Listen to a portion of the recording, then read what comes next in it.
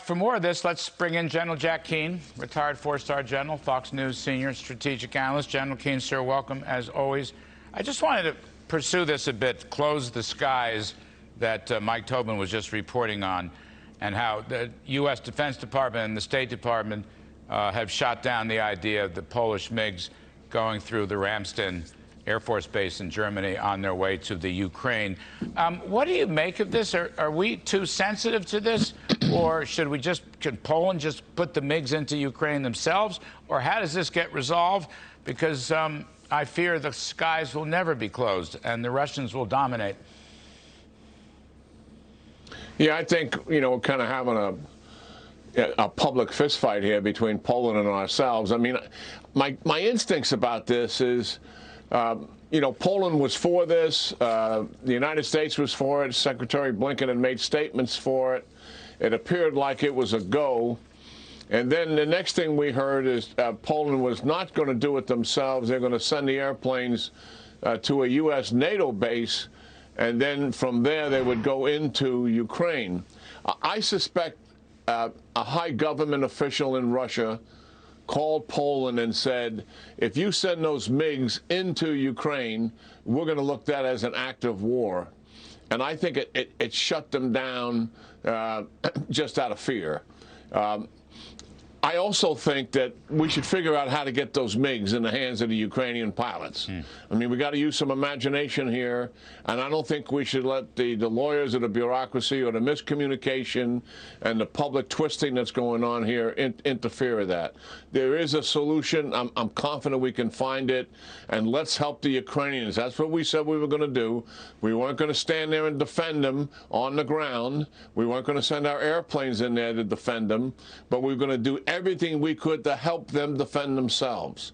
And I don't see the difference between a fighter aircraft and an artillery piece, a Stinger missile, and anti-tank weapons. These are all weapons used in wartime. And I think we should find a pathway to make this happen, Larry. Yeah, well, that's just my thought, sir, because look, the United States is openly, as are other governments, but the USA is openly supplying Ukraine with weapons, okay, as we should. We probably should have done more. We probably should have done more sooner.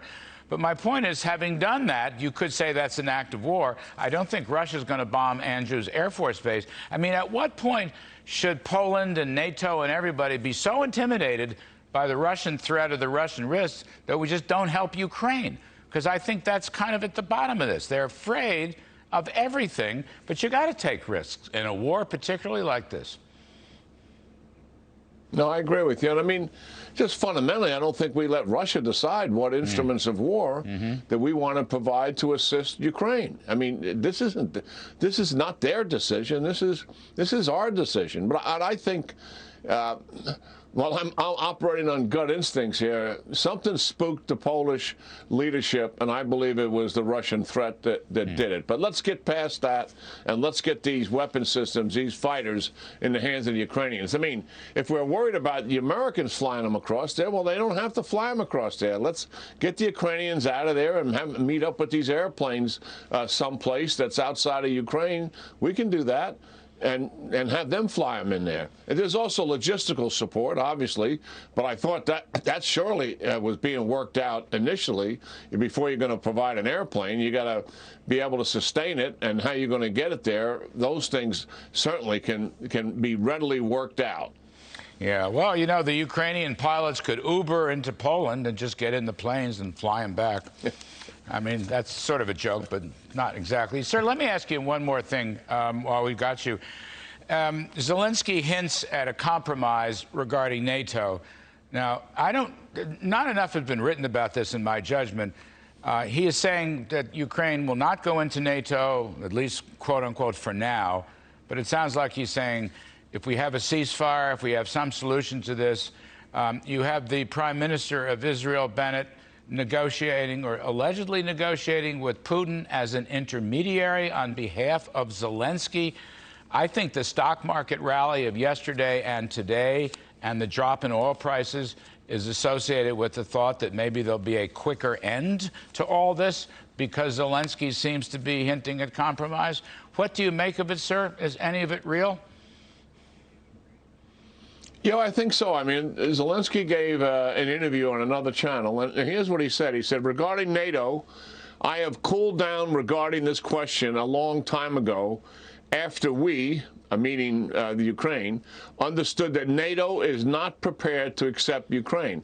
That has been the truth for a long time, and certainly Russia knew it. Russia went to war to take down the entire country, knowing full well that the NATO members themselves were not going to offer membership to Ukraine, even though it had been offered back during the Bush administration.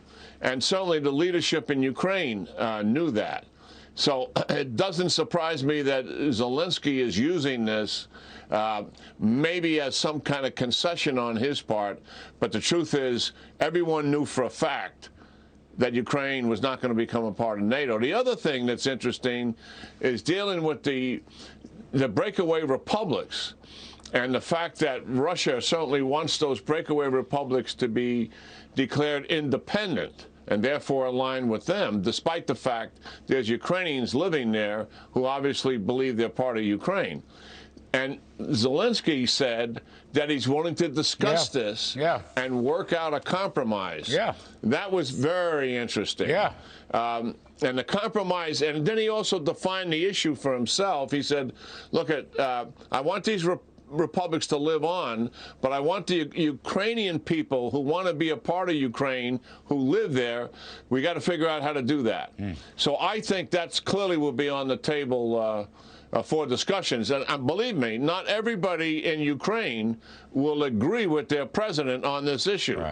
This is a very serious issue. This is absolutely then giving land away and the people who live on that land to Russia. That's another matter, and that's very different than the NATO membership issue. All right, we'll talk some more about it. General Keane, thank you, sir. As always, we appreciate it.